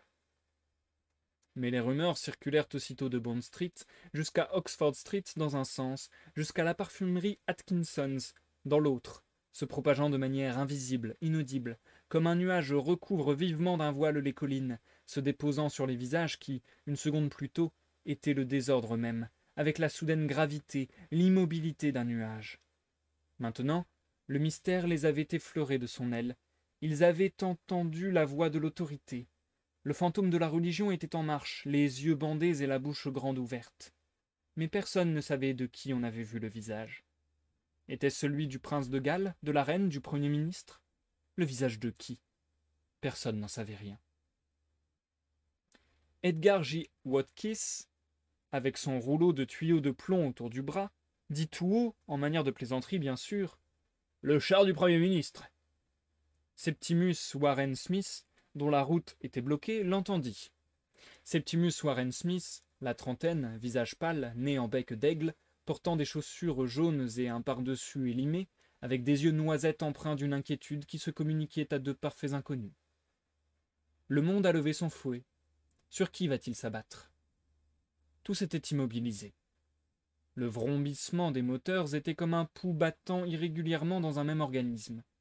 Le soleil devint extraordinairement chaud, parce que l'automobile s'était arrêtée en face de la vitrine de Mulberry's. Des vieilles dames sur l'impériale des omnibus ouvrirent leurs ombrelles noires. Ici une ombrelle verte, là une ombrelle rouge s'ouvrirent avec un déclic. Mrs. Dalloway, s'approchant de la vitrine, les bras pleins de poids de senteur, regarda dans la rue, son petit visage rose froncé par la curiosité. Tout le monde regardait l'automobile. Septimus regarda. Des gamins sautèrent à bas de leur bicyclette. Il y eut un début d'embouteillage. Et la voiture restait là, store baissé, avec sur ses stores un curieux motif imprimé qui, se dit Septimus, ressemblait à un arbre. Et cette façon de se dessiner progressivement autour d'un centre unique sous ses yeux, comme si quelque chose d'horrible avait failli parvenir à la surface, et était sur le point de s'embraser, le terrifia. Le monde vacillait, palpitait, et menaçait de prendre feu. C'est moi qui barre le passage, pensa-t-il. Est-ce qu'on n'était pas en train de le dévisager, de le montrer du doigt? Est-ce qu'il n'était pas cloué sur place, enraciné en plein trottoir, dans un but bien précis? Mais lequel? Avançons, Septimus, dit sa femme, une petite femme avec de grands yeux verts, avec de grands yeux, dans un petit visage pointu, au teint cireux, une italienne. Mais Lucrezia, elle-même, ne pouvait s'empêcher de regarder l'automobile et le motif en forme d'arbre sur les stores. Était-ce la reine qui était là? La reine en train de faire ses courses? Le chauffeur, qui venait d'ouvrir quelque chose, de tourner quelque chose et de refermer quelque chose, remonta s'asseoir. « Allons, viens, dit Lucrezia. Mais son mari, car ils étaient mariés depuis maintenant 5 ans, sursauta tressailli et dit « D'accord », sur un ton de colère, comme si elle l'avait interrompu. Les gens devaient les remarquer. Les gens devaient les regarder. Les gens, se dit-elle en regardant la foule qui ne quittait pas l'automobile des yeux. Les Anglais avec leurs enfants, leurs chevaux, leurs vêtements, ce qu'elle admirait en un sens. Mais maintenant, c'était les gens, parce que Septimus avait dit « Je vais me tuer ». Quelque chose affreuse à dire. Et si on l'avait entendu? Elle regarda la foule. Au secours, avait-elle envie de crier aux garçons bouchers et aux femmes. Au secours! Pas plus tard que l'automne dernier, Septimus et elle s'étaient retrouvés sur les quais de la Tamise, enveloppés dans la même cape, et comme Septimus, au lieu de lui parler, lisait son journal, elle le lui avait arraché des mains et avait ri au nez du vieux passant qui les avait surpris. Mais l'échec, cela se cache. Il fallait qu'elle l'emmène loin d'ici, dans un des parcs. « On va traverser maintenant, » dit-elle. Il se laissa faire lorsqu'elle lui prit le bras, mais sans réaction de sa part. Tout ce qu'il lui donnait, à elle qui était si simple, si impulsive, qui n'avait que 24 ans, et qui n'avait pas d'amis en Angleterre, qui avait quitté l'Italie pour lui, c'était un os qu'il lui tendait. L'automobile, store baissé, protégé, impénétrable, se dirigea vers Piccadilly, toujours sous les regards, faisant toujours passer sur les visages des deux côtés de la rue un obscur souffle de vénération dont nul ne savait s'il s'adressait à la reine, au prince ou au Premier ministre. Le visage lui-même n'avait été aperçu qu'une seule fois, pendant quelques secondes, par 3 personnes. On ne savait même plus s'il s'agissait d'un homme ou d'une femme. Mais ce qui n'était pas mis en doute, c'est qu'un grand personnage était assis à l'intérieur. La grandeur passée, dissimulée, dans Bond Street, à portée de main du commun des mortels qui se trouvaient maintenant, pour la première et la dernière fois de leur vie, à portée de voix de la royauté anglaise, du durable symbole de l'État. Symbole que sauront reconnaître les archéologues curieux, passant au crible les ruines du passé, lorsque Londres ne sera plus qu'un chemin herbeux, et que tous ceux qui se hâtent sur le trottoir en ce mercredi matin ne seront plus qu'ossements, avec en plus quelques alliances mêlées à leurs cendres et les plombages en or de leurs innombrables dents carriées. On saura alors qui était le visage aperçu dans l'automobile. C'est probablement la reine, pensa Mrs. Dalloway, en sortant de chez Mulberry's avec ses fleurs. La reine.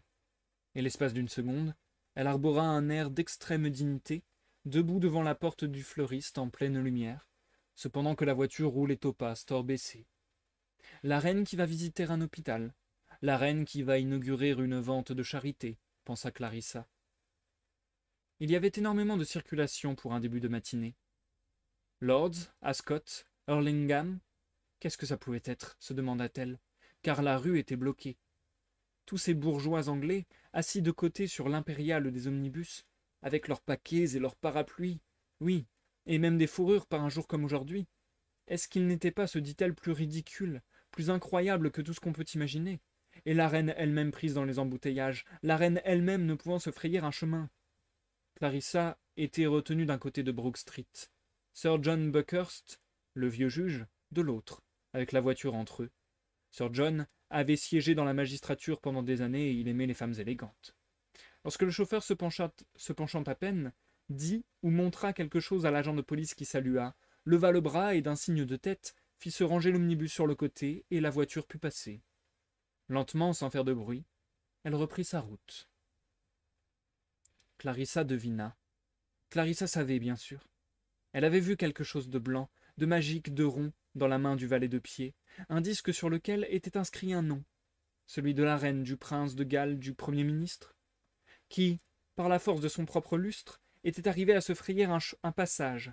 Clarissa vit la voiture diminuer, disparaître, pour aller étinceler au milieu des candélabres, des brillantes étoiles, des poitrines raidies par les feuilles de chêne, Hugh Whitbread et tous ses collègues, les gentlemen d'Angleterre, ce soir, à Buckingham Palace. Clarissa, elle aussi, donnait une réception. Elle se raidit un peu. C'est ainsi qu'elle se tiendrait debout en haut de l'escalier. La voiture n'était plus là. Mais elle avait laissé une légère ondulation qui se propagea à travers les magasins de gantiers, de chapeliers, de tailleurs des deux côtés de Bond Street. Pendant 30 secondes, toutes les têtes restèrent tournées dans la même direction, vers la vitrine. En train de choisir une paire de gants, fallait-il les prendre allant jusqu'au coude ou au-dessous du coude, couleur vanille ou gris pâle? Les dames s'interrompirent. Entre le début et la fin de leur phrase, il s'était passé quelque chose. Quelque chose de si ténu, dans certains cas, qu'aucun instrument de mesure, fût-il capable d'enregistrer un séisme en Chine, n'aurait pu en recueillir les vibrations. D'une plénitude impressionnante, pourtant, et suscitant une émotion collective, car chez tous les chapeliers et chez tous les tailleurs, de parfaits inconnus échangèrent un regard et se mirent à penser aux morts, au drapeau, à l'Empire. Dans un pub, au fond d'une ruelle, un Anglais des colonies insulta la maison de Windsor, et cela entraîna des injures, des bris de verres de bière, et une échauffourée générale dont les échos, de l'autre côté de la rue, résonnèrent étrangement aux oreilles des jeunes filles occupées à s'acheter, avant leur mariage, de la lingerie blanche ganzée de rubans d'une blancheur immaculée.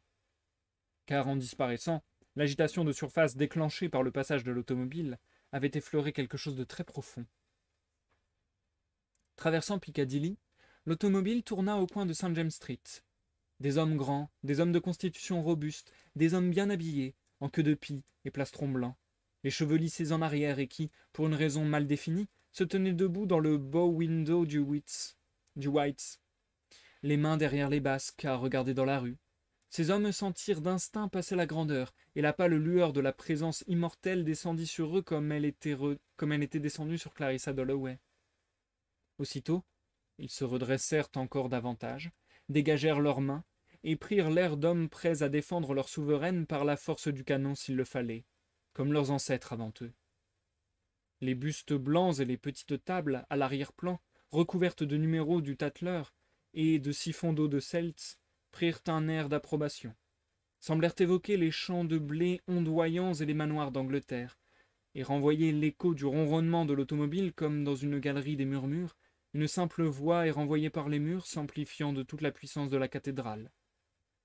Moll Pratt, dans son châle, avec ses fleurs posées sur le trottoir, souhaita longue vie à ce cher jeune homme.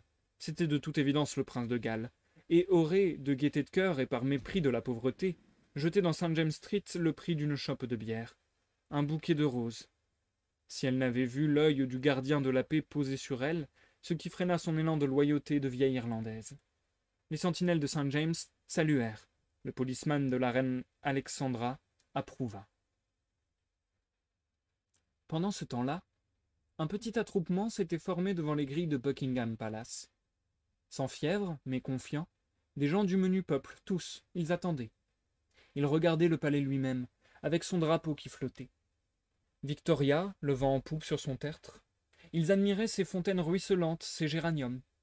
Parmi les voitures qui venaient du Mall, ils repérèrent d'abord celle-ci, puis celle-là, parèrent de leurs émotions en vain, de simples citoyens en promenade, reprirent leur hommage pour le garder intact pendant que telle puis telle autre voiture passait, et pendant tout ce temps, laissèrent la rumeur s'accumuler dans leurs veines et leur donner des fourmis dans les jambes à la pensée qu'un personnage royal pouvait poser son regard sur eux.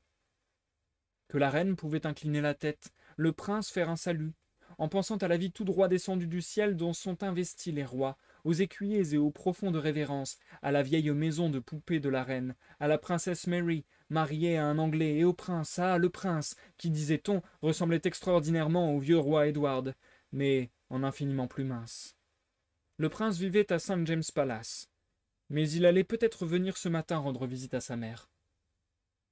C'est ce que se dit Sarah Bletchley, son bébé dans les bras, levant un pied puis l'autre, comme si elle était chez elle, à Pimlico, devant son pare-feu, mais sans quitter le Mall des yeux, cependant qu'Emily Coates parcourait du regard les fenêtres du palais en pensant aux domestiques, aux innombrables domestiques, aux chambres à coucher, aux innombrables chambres à coucher. Avec l'arrivée d'un vieux monsieur accompagné d'un terrier irlandais et d'un certain nombre d'oisifs, l'attroupement grossissait. Le petit Mr. Bowley, qui habitait l'Albanie, et qui était l'Albanais, et qui était insensible à toutes les sources profondes de la vie, mais qui pouvait être touché soudain, de manière incongrue, sentimentale par ce genre de choses. Ces pauvres femmes qui attendent pour voir passer la reine, ces pauvres femmes, ces petits-enfants si mignons, ces orphelins, ces veuves, cette guerre. Allez, ça suffit. Eh bien, il avait pour de bon les larmes aux yeux. Une brise chaude se prélassait sur le Mall entre les arbres minces, devant les héros de bronze. Elle souleva un drapeau qui flottait sans doute sous la poitrine britannique de Mr. Bowley. Et celui-ci souleva son chapeau lorsque la voiture tourna dans le Mall, et le tint en l'air tandis que la voiture approchait. Il laissa les pauvres mères de Pimlico se serrer contre lui, et se tint très droit. La voiture était là. Tout d'un coup, Mrs. Coates leva les yeux vers le ciel. Le vrombissement d'un avion vint percer de façon menaçante les oreilles de la foule. Le voilà qui arrivait au-dessus des arbres, crachant derrière lui de la fumée blanche qui faisait des boucles et des volutes. Ah, mais ça écrivait quelque chose, ça dessinait des lettres dans le ciel. Tout le monde leva les yeux. L'avion fit un piqué et remonta en flèche, puis il fit un looping, il replongea, se redressa, et quoi qu'il fasse ou qu'il aille, toujours il laissait derrière lui cette épaisse traînée de fumée blanche qui dessinait dans le ciel des arabesques en forme de lettres. Mais quelles lettres? Était-ce un C, un E, puis un L? Elles ne restèrent stables qu'un bref instant. Ensuite elles se brouillèrent, fondirent et s'effacèrent là-haut dans le ciel. L'avion repartit plus loin, et à nouveau, dans un espace dégagé du ciel, il se mit à tracer un K, un E, peut-être un Y. Blackso, dit Mrs. Coates d'une petite voix étranglée, en regardant en l'air, et son bébé, tout raide et tout blanc dans ses bras, regarda en l'air. Crimo, murmura Mrs. Bletchley, comme une somnambule. Mr. Bowley, tenant toujours à la main son chapeau parfaitement immobile, regarda en l'air. Tout le long du Mall, les gens arrêtés regardaient le ciel. Et tandis qu'ils regardaient, le monde entier fit silence, et un vol de mouettes traversa le ciel, une mouette en tête suivie d'une autre, et dans ce silence et cette paix extraordinaire, dans cette blancheur, cette pureté, les cloches sonnèrent 11 heures, le son alla s'évanouir là-haut au milieu des mouettes. L'avion tourna, s'élança, fondit en piqué selon son bon plaisir, avec vélocité, en toute liberté, comme un patineur. « C'est un E, dit Mrs. Bletchley, ou comme un danseur. »« Toffee, murmura Mr. Bowley. Et la voiture passa les grilles sans un regard de personne. Et coupant la fumée, l'avion fila de plus en plus loin, et la fumée se dissipa, et alla se tasser autour des formes arrondies des nuages. Il avait disparu, il était derrière les nuages. On n'entendait plus rien. Les nuages auxquels les lettres E, G ou L s'étaient attachées se déplaçaient librement, comme s'ils étaient chargés de se rendre d'ouest en est, avec une mission de la plus haute importance dont on ne saurait jamais rien, sauf le fait que c'était exactement cela, une mission de la plus haute importance. Puis soudain, comme un train qui sort d'un tunnel, l'avion surgit à nouveau des nuages, le bruit perçant le tympan de tous les gens assemblés sur le Mall, dans Green Park, à Piccadilly, dans Regent Street, dans Regent's Park. Et la traînée de fumée dessina des arabesques dans son sillage, puis l'avion piqua du nez, se redressa et traça une lettre après l'autre. Mais quels mots écrivait-il donc? Lucrezia Warren Smith, assise aux côtés de son mari dans la grande allée de Regent's Park, regarda le ciel. « Regarde, Septimus, regarde !» s'écria-t-elle, car le docteur Holmes lui avait dit de faire son possible pour que son mari, qui n'avait rien d'inquiétant mais qui ne se sentait pas très en forme, s'intéresse à autre chose qu'à lui-même. « Et voilà, se dit Septimus en regardant le ciel, ils me font des signaux. En fait, pas vraiment avec des mots, enfin, pas dans une langue qu'ils sachent déchiffrer, mais c'était bien assez évident, cette beauté, cette exquise beauté, et les larmes lui vinrent aux yeux tandis qu'il regardait les mots de fumée s'effacer et se fondre dans le ciel, et lui dispenser leur charité inépuisable et leur bonté rieuse, une forme succédant à une autre, d'une beauté inimaginable, et lui signalant leur intention de lui prodiguer, pour rien, pour toujours, simplement parce qu'il les regardait, de la beauté, toujours davantage de beauté. Les larmes coulaient le long de ses joues. C'était Toffy. Il faisait de la réclame pour du toffee, dit une nurse à Rhédia. Ensemble, elles se mirent à épeler. T-O-F-C-H-R,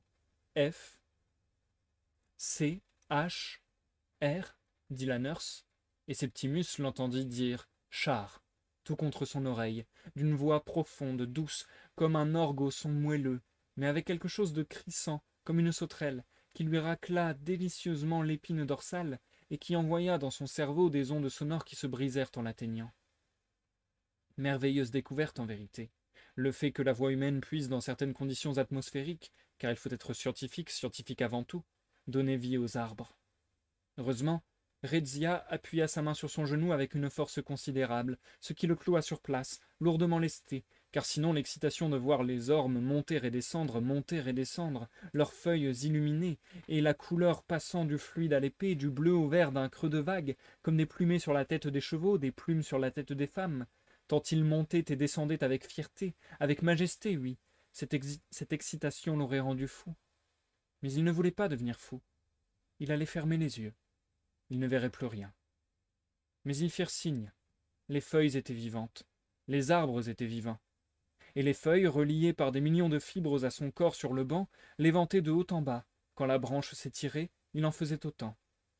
Les moineaux qui battaient des ailes, qui s'élevaient et retombaient en cascades dentelées, faisaient partie de cet ensemble, tout comme le blanc et le bleu, barrés de branches noires. Les sons faisaient entendre une harmonie préétablie, les intervalles qui les séparaient avaient autant de sens que les sons eux-mêmes. Un enfant se mit à pleurer. À bonne distance, comme il convenait, un klaxon retentit. Le tout pris ensemble annonçait la naissance d'une nouvelle religion.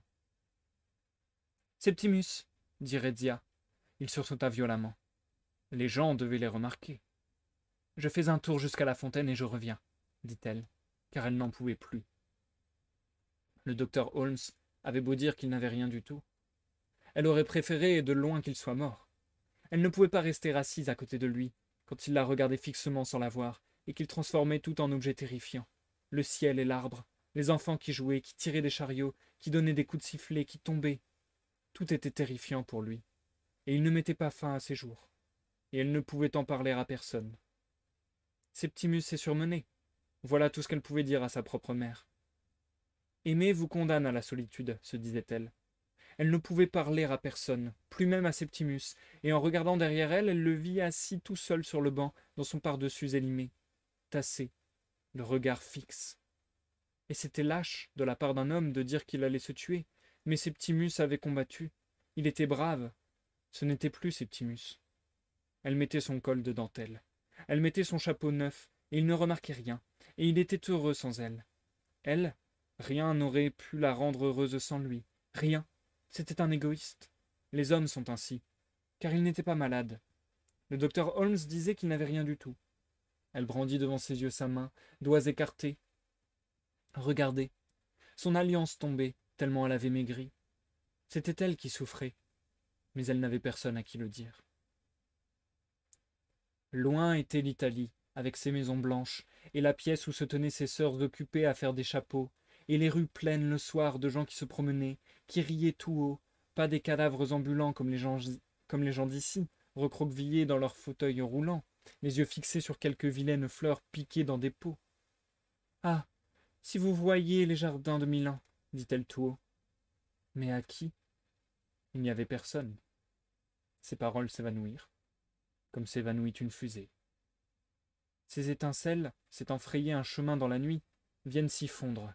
Le noir descend, vient noyer les contours des maisons et des tours.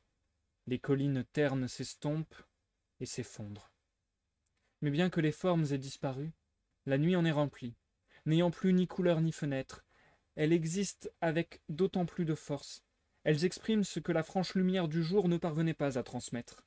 Le frémissement et l'attente des choses rassemblées là dans l'obscurité, entassés ensemble dans l'obscurité, privés du relief que leur apporte l'aube au moment où, lavant les murs en blanc et en gris, rehaussant chaque carreau de fenêtre, soulevant la brume des champs, montrant les vaches d'un brun roux occupées à paître paisiblement, elle permet que tout soit à nouveau exposé à la vue, existe à nouveau. Je suis seule. Je suis seule, s'écria-t-elle près de la fontaine de Regent's Park, regardant l'Indien avec sa croix. Comme peut-être à minuit, lorsque toutes les frontières sont abolies et que le pays retrouve son aspect ancien, tel qu'il apparut aux Romains, aplati sous les nuages lorsqu'ils débarquèrent, à l'époque où les collines n'avaient pas de nom et où les rivières s'éloignaient en méandres vers on ne savait où. C'était ce genre d'obscurité.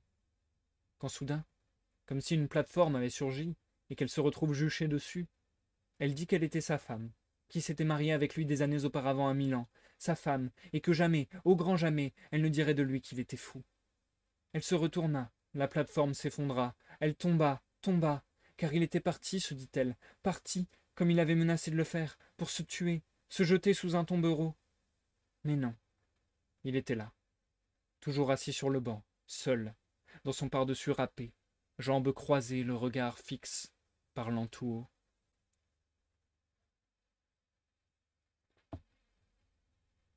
Les hommes ne doivent pas abattre les arbres. Il y a un Dieu. Ce genre de révélation, il les notait sur le dos des enveloppes. Changer le monde. Nul ne tue par haine. Répandez la nouvelle, il le nota.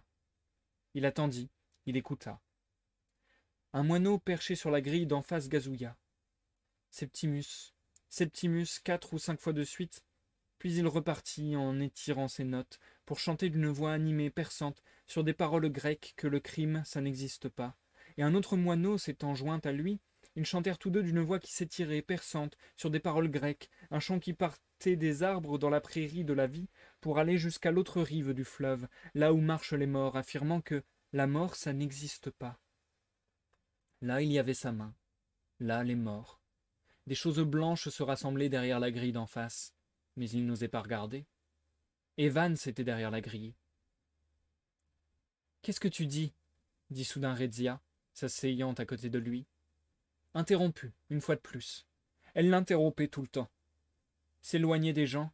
Il fallait qu'ils s'éloignent des gens, dit-il, en se levant d'un bond, tout de suite, et qu'ils aillent là-bas, où il y avait des chaises sous un arbre, et où la longue pente du parc plongeait comme une longueur de tissu vert, avec là-haut un plafond de toile bleue et de la fumée rose. Et il y avait un rempart de maisons irrégulières, au loin, perdu dans la fumée. Le bruit des voitures tournait comme un manège et, vers la droite, des animaux de couleur fauve étiraient leurs longs coups au-dessus des barreaux du zoo, glapissant, hurlant. Puis ils s'assirent sous un arbre. « Regarde » l'implora-t-elle, en montrant du doigt une petite troupe de jeunes garçons qui transportaient des piquets de criquets, et l'un d'eux traînait des pieds, pivotait sur ses talons et traînait des pieds, comme s'il faisait un numéro de clown au music-hall.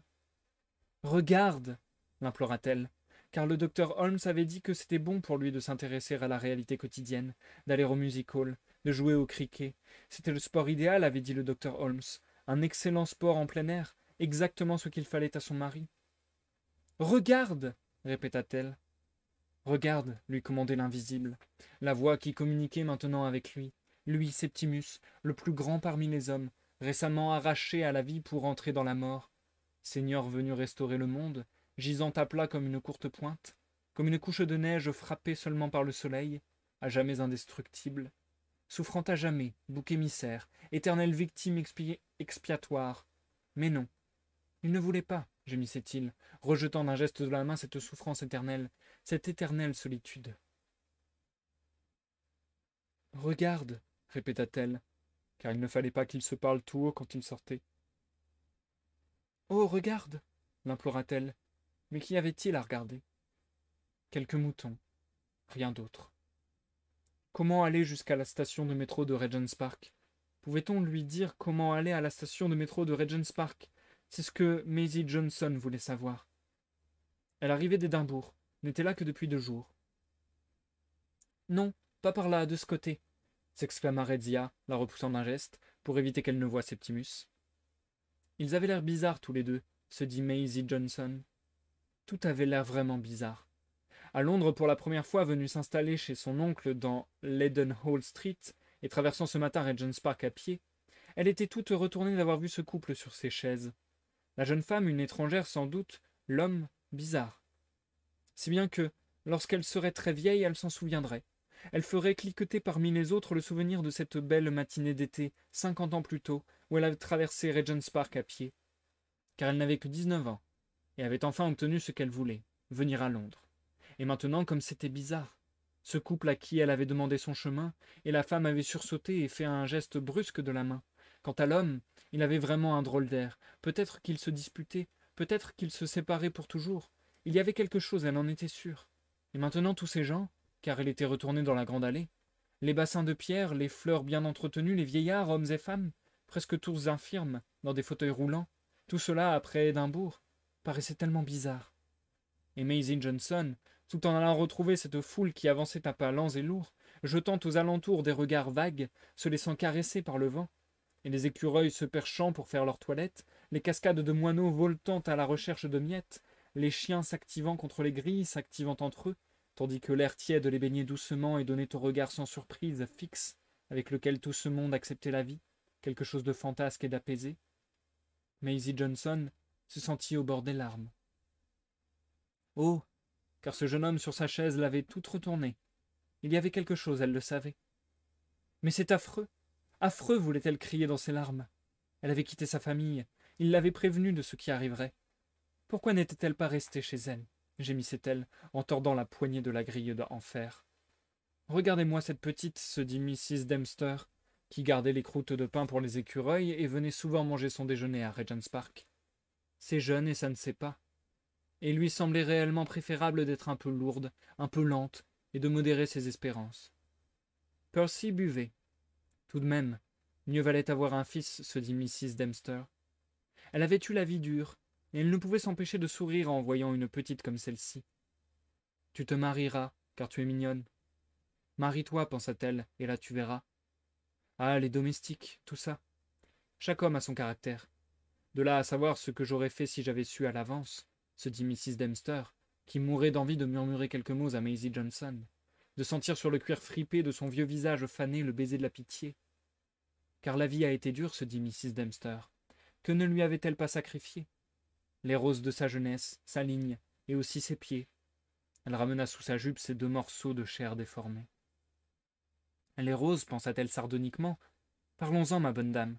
Parce qu'en fait, entre manger, boire et coucher, entre les mauvais jours et les bons, la vie n'a pas été qu'un lit de roses. Et d'ailleurs, je vous le dis, Carrie Dempster ne changerait pas de place avec une autre femme de Kentish Town. Mais, implora-t-elle, pitié. Pitié pour la perte des roses. Pitié, demanda-t-elle à Maisie Johnson, debout devant les massifs de jacinthe. Ah, cet avion. Mrs. Dempster n'avait-elle pas toujours voulu voyager à l'étranger? Elle avait un neveu qui était missionnaire. L'avion s'élança, fila vers le haut. À Margate, elle faisait toujours une promenade en mer, sans quitter la terre de vue, mais elle ne supportait pas ces femmes qui ont peur de l'eau. L'avion vira sur l'aile, piqua du nez. Elle en eut le cœur au bord des lèvres. Il remonta. Il doit y avoir à bord un jeune type épatant, paria Mrs. Dempster.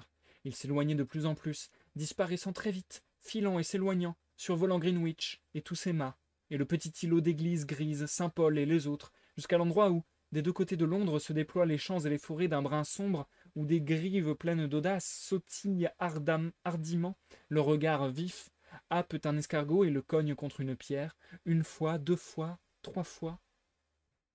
L'avion filait et s'éloigna jusqu'à n'être plus qu'une brillante étincelle, une aspiration, un concentré, un symbole, se disait Mr. Bentley, occupé à passer vigoureusement le rouleau sur son carré de gazon à Greenwich, de l'âme humaine. De sa détermination, pensa Mr. Bentley, contournant le cèdre à sortir de son corps, à sortir de chez lui, grâce à la pensée, à Einstein, à la spéculation, aux mathématiques, à la théorie de Mendel. L'avion qui filait s'éloigna. Au même moment, un homme quelconque, plutôt miteux, portant une sacoche de cuir, se tenait sur les marches de la cathédrale Saint-Paul, hésitant à entrer, car à l'intérieur s'offrait un tel baume, un tel sentiment d'accueil. Toutes ces tombes avec leurs bannières flottantes, trophées de victoire non pas sur l'ennemi, pensa-t-il, mais sur ce maudit amour de la vérité qui me laisse aujourd'hui sans situation. Et outre cela, la cathédrale vous offre de la compagnie, pensa-t-il. Elle vous invite à devenir membre d'une société. De grands hommes en font partie. Des martyrs sont morts pour elle. Pourquoi ne pas entrer, pensa-t-il, déposer cette sacoche en cuir bourrée de prospectus devant un autel, une croix, le symbole de quelque chose qui dépasse, et de loin toute quête, tout questionnement, toute mise bout à bout de mots, et qui est devenu pur esprit, désincarné, spectral. Pourquoi ne pas entrer, pensa-t-il, et tandis qu'il hésitait, l'avion passa pour aller survoler Ludgate Circus. C'était étrange. Il ne faisait pas de bruit. On n'entendait pas un son au-dessus de la circulation. Il semblait ne pas avoir de pilote, et se mouvoir de par sa propre volonté. Et maintenant, décrivant des courbes dans son ascension, puis montant tout droit comme quelque chose qui s'élève dans l'extase, dans le ravissement, il lâchait derrière lui des volutes de fumée blanche, un T, un O, un F. « Qu'est-ce qu'ils regardent tous ?» dit Clarissa Dalloway à la femme de chambre qui lui ouvrait la porte. Le hall d'entrée était frais comme un caveau. Mrs. Dalloway porta la main à ses yeux. Lucie, la femme de chambre, referma la porte, et en entendant le bruissement de ses jupes, Clarissa eut l'impression d'être une religieuse qui a quitté le monde, et sans se refermer sur elle les voiles familiers et les antiennes de l'office traditionnel. La cuisinière sifflotait dans la cuisine. Elle entendit le cliquetis de la machine à écrire. C'était sa vie, et inclinant la tête vers la table du hall d'entrée, comme dans une attitude de soumission, elle se sentit bénie, purifiée, et se dit, tout en prenant le bloc-notes où était inscrit un message téléphoné, que des moments comme celui-ci sont des bourgeons sur l'arbre de la vie.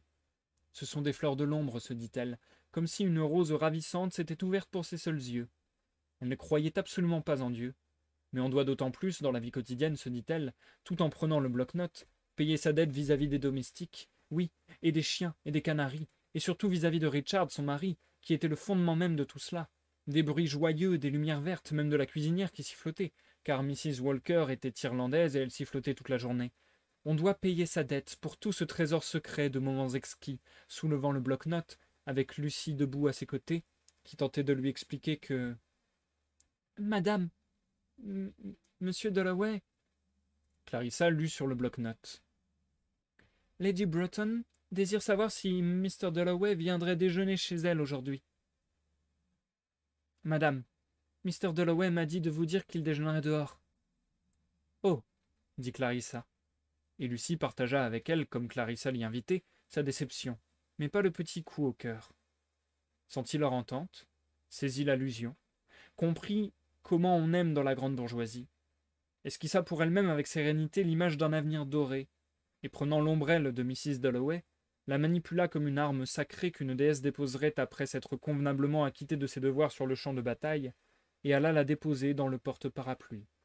« Ne crains plus, dit Clarissa, ne crains plus la chaleur du soleil. » Car le choc d'apprendre que Lady Broughton avait invité Richard à déjeuner sans elle faisait frissonner le moment qu'elle venait de vivre, comme une plante au bord de la rivière ressent le choc de la rame qui passe et frissonne. De même, elle fut ébranlée. De même, elle frissonna. Millicent Broughton, dont les déjeuners avaient la réputation d'être extraordinairement amusants, ne l'avait pas invitée. Aucune jalousie vulgaire ne pouvait la séparer de Richard. Mais elle craignait le temps lui-même, et lisait sur le visage de Lady Broughton, comme sur un cadran solaire taillé dans la pierre indifférente, l'amenuisement de la vie. Le fait qu'année après année, sa propre part s'amoindrissait, que la marge qui restait n'était plus capable, comme dans les années de jeunesse, de s'étirer, d'absorber les couleurs, les sels, les tons de l'existence, de sorte que lorsqu'elle entrait dans une pièce, elle la remplissait, et que souvent, lorsqu'elle se tenait hésitante un instant sur le seuil de son salon, elle ressentait un délicieux suspense tel que celui qui pourrait retenir un plongeur avant l'élan, cependant que la mer s'assombrit et s'illumine au-dessous de lui, et que les vagues, qui menacent de se briser, mais ne font que fendre en douceur leur surface, roulent, dissimulent et enveloppent, en se contentant de les retourner, les algues qu'elles teintent de couleur perle. Elle posa le bloc-notes sur la table du hall d'entrée. Elle se mit à gravir lentement l'escalier, la main sur la rampe, comme si elle venait de quitter une soirée où tel ou tel ami, puis tel autre, lui avait renvoyé sans écho l'offre de son visage, de sa voix, qu'elle avait refermé la porte et qu'elle était sortie pour se retrouver seule, devant la nuit redoutable, ou plutôt, pour être exact, devant la lumière indifférente de ce prosaïque matin de juin, adouci pour certains par la douce lumière des pétales de rose. Elle le sentait, elle le savait, tandis qu'elle s'arrêtait un instant près de la fenêtre ouverte de l'escalier, qui laissait pénétrer le bruit des stores qui claquaient, des chiens qui aboyaient, qui laissait, se disait-elle, se sentant soudain fanée et vieillie, la poitrine creuse, pénétrer la journée qui s'émiettait, qui s'éventait, qui fleurissait, dehors par la fenêtre, s'échappant de son corps et de sa cervelle, qui lui faisait soudain défaut, puisque Lady Breton, dont les déjeuners avaient la réputation d'être extraordinairement amusants, ne l'avait pas invitée.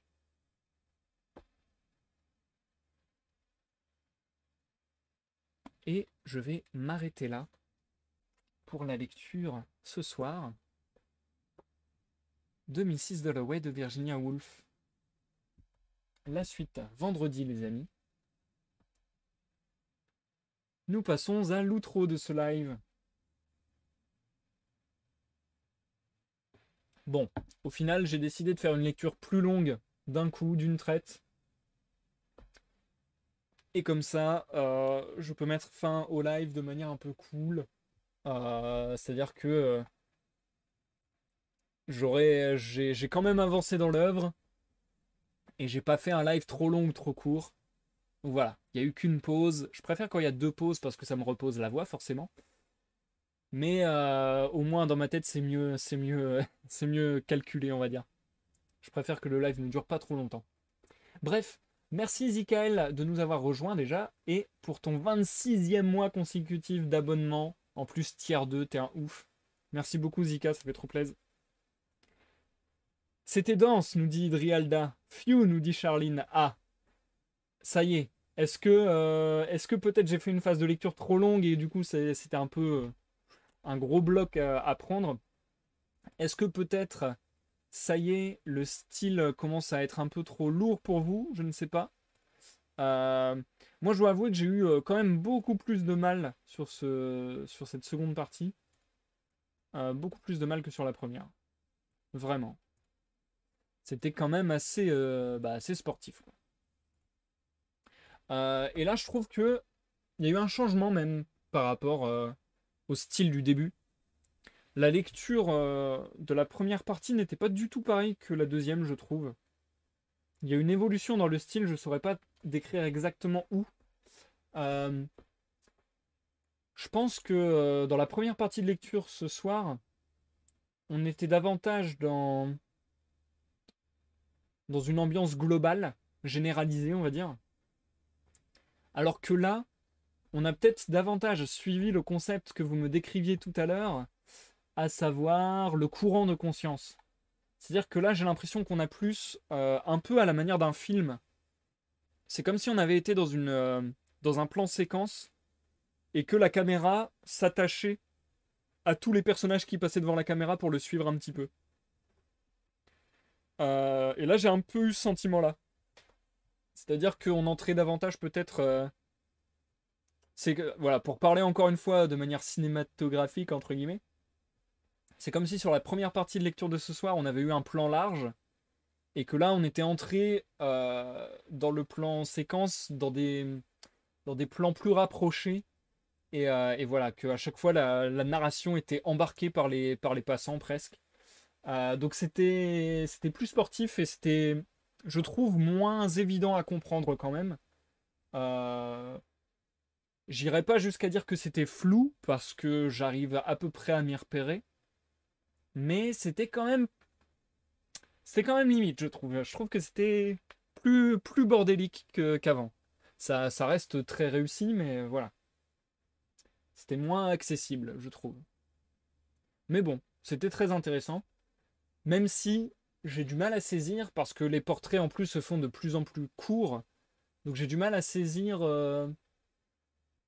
vraiment le propos du texte, entre guillemets. Après, je sais pas s'il faut tellement le prendre comme un texte avec un propos. Je sais pas. Parce qu'il y a plein de réflexions de ci, de là, mais le fait que les portraits des personnages et que les personnages s'enchaînent ultra vite, c'est assez décontenançant et déconcertant. En même temps, c'est cool, mais ouais, je ne sais pas. C'est dur de s'attacher à quelque chose, je trouve. Il y a tout qui est très fuyant comme ça. Alors en même temps, je trouve ça très beau parce qu'encore une fois, bah, ce sont des images employées dans le texte, mais voilà, ça ressemble un peu à la brume, quoi. Il y a quelque chose comme ça de poétique et d'impression d'appartenir à cet ensemble et ainsi de suite. Et c'est dur à attraper, mais en même temps, c'est si beau. Donc voilà, il y a quelque chose de cet ordre-là très poétique, mais à la fois, parfois la brume se fait trop dense et ça devient complexe, quoi. C'était chouette comme ça. Après, il faut aussi que je m'habitue aux lectures le soir. En général, j'écoute des livres audio dans la journée. Ah, ok. C'est marrant ça, ça m'intéresse. Tiens, n'hésitez pas à me donner vos habitudes de lecture, etc. Sur des livres audio, si vous consommez beaucoup de livres audio. C'est vrai que ça, c'est toujours un truc. Enfin, je sais pas si je l'ai beaucoup dit d'ailleurs, mais c'est un truc qui a étonné en général quand je l'ai dit. Bah parce que voilà, ça fait des années que je fais, que je fais des lives de lecture. Mais c'est vrai que moi, je ne suis pas du tout consommateur de livres audio. Je sais même pas si j'ai déjà consommé un seul livre audio dans ma vie en fait. Je crois pas. Donc ouais. Et c'est même pas, enfin c'est pas un truc qui m'attire. Ça fait vraiment genre ça m'attire pas, mais ça peut m'attirer. Mais je sais pas, j'ai jamais franchi le pas, j'ai jamais eu le truc de me dire ah tiens, je le fais. Je pense que je suis trop attaché à la musique moi. Je pense que c'est ça en fait. Je pense que je suis beaucoup trop attaché à la musique et que tout moment de silence dans ma vie, je le remplis de musique en fait. Et du coup, je préfère remplir de musique que de livres audio, je pense. Je suis mieux la lecture quand j'ai audio plus livre, car juste audio, je suis moins concentré. Ah oui, ouais, tu m'étonnes. Grâce à ta chaîne en plus. Oh, bah, ça fait plaisir, quel honneur. Mirani aussi, qui s'y est mis il n'y a pas longtemps, c'est vraiment cool. Ok, ok, ok. De mon côté, je me laisse porter quand le sens s'étiole un peu, comme nos pensées qui divaguent parfois. Ouais, c'est clair, c'est clair. Non, mais c'est ça, en fait, je pense que l'écoute aux portes, je pense que t'as le truc. Je pense que là, avec Mrs. Dalloway de Virginia Woolf, c'est plus. Ça fait vraiment le truc, la phrase de je me la pète. Comme quand tu vas dans une cuisine, mais en fait, tu manges dans le noir. Genre, ce n'est pas de la cuisine, c'est une expérience. Enfin, voilà. Donc là, j'ai l'impression, voilà, c'est pas de la littérature, c'est une expérience. Mais il y a un peu un truc comme ça, quoi. Je pense pas que. Oh, quoique, je dis ça, je dis n'importe quoi en vrai. J'allais dire, je pense pas que Virginia Woolf, ça soit le texte que tu te mettes à lire comme un autre texte de littérature, mais en fait, si. Mais ouais, c'est juste que c'est très singulier. Et encore, je dis ça, j'ai rien lu d'autre à part Mrs. Dalloway, donc si ça se trouve, c'est pas tellement le cas sur d'autres œuvres de cet auteur. Dans la journée, j'en écoute quand je fais autre chose, de longues promenades, les tâches ménagères, etc. Le soir, j'en écoute surtout quand je fais des insomnies, ça m'aide à dormir. Ok, nice. Bah, en fait, c'est marrant parce que, ouais, vraiment, tu me décris toutes les situations où moi j'écoute de la musique, quoi, en fait. Donc, ouais, je pense que moi, mes livres audio, c'est la musique un peu. Surtout que enfin, je porte une attention toute particulière et concentrée sur les paroles des musiques. Donc, en fait, c'est un peu mes petites histoires à moi.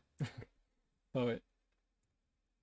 Bien, j'ai un peu beaucoup parlé. Je commence à être un peu beaucoup fatigué puisque, comme je vous le disais, je suis un peu corps malade. Vraiment le nez bouché et tout, la gorge pas mal éclataxe. Merci à tous ceux qui sont passés ce soir. Vous êtes très nombreux à être passés. Ça m'a fait super plaisir que vous soyez autant. Encore merci Zikael pour le sub tier 2. Si vous me regardez sur YouTube, comme d'habitude, n'hésitez pas à laisser un like ou un dislike selon votre appréciation de cette lecture, de cette vidéo. N'hésitez pas à la commenter, n'hésitez pas à vous abonner. C'est toujours un plaisir de vous lire, c'est toujours un plaisir de partager avec vous.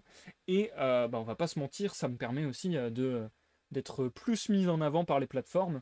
Donc ça me permet de gagner en visibilité, ça me permet à titre personnel de me remettre en question aussi si vous me faites des retours construits, intéressants, etc. Donc voilà, n'hésitez pas, c'est bénéfique sur bien des points. Et comme je le disais, moi je vais essayer de reprendre ma petite routine de travail. Donc voilà, les lives, ça va continuer assez pépère. Au moins jusqu'à novembre, puisque... Enfin, au moins novembre compris, puisque comme je vous le répète sans arrêt, en novembre, j'ai pour but de publier mon premier bouquin. Donc du coup, voilà. Eh bien, j'y travaille. Il faut que j'y travaille. Je n'y ai pas travaillé ces derniers jours. Mais il faut que j'y travaille.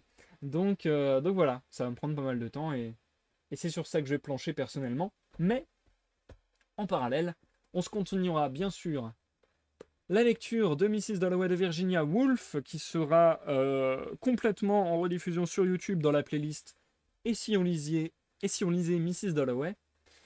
Et la suite, ça sera vendredi à 21h. En général, vous le savez, en général, les lectures, c'est le mardi et le vendredi à 21h. Voili, voilou.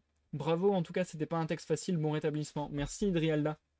Merci également les couteaux portes. Merci également, Charline. Oh là là, vous êtes tous et toutes trop gentils. Merci beaucoup. Voilà. Je me tais cette fois-ci pour de bon, parce que je suis capable de faire des outros à rallonge, on le sait. Hop, je prépare la scène d'outro. Je vous souhaite à tous une bonne soirée, une bonne nuit. Je commence vraiment à plus avoir de voix, c'est terrible. Et vous dis à la prochaine pour une prochaine lecture, une prochaine partie de gaming, une prochaine découverte ou que sais-je encore. Bye bye les amis.